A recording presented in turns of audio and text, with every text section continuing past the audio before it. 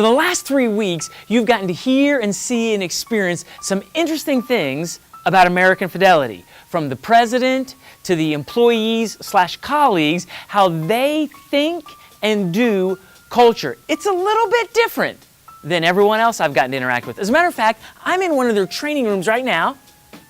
It is a beautiful facility, as is the 9 stories above me that they've renovated these last few years that move people in. But here's what we heard these last couple weeks that I think is worth you considering in your own work environment. The foundational approach to culture was customer-centric.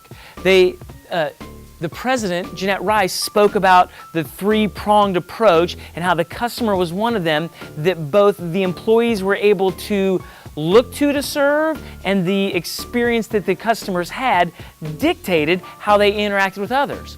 You heard from the employees how they treated one another, and I say employee, they say colleague, which is a totally different aspect about their culture in how they've defined language to set the tone, how people interact with each other. I think these two, and I know I've interrupted myself, but I think these two, the customer-centric concept in shaping the culture that has this sort of reverberated effect, how they serve and they get back from, and it impacts how they interact. And second, the word colleague in itself is not unique, but what it embodies and how it empowers them to treat one another, to interact with one another, to cross-collaborate, and really to have a regard and respect for one another in the work environment that isn't found just in any organization.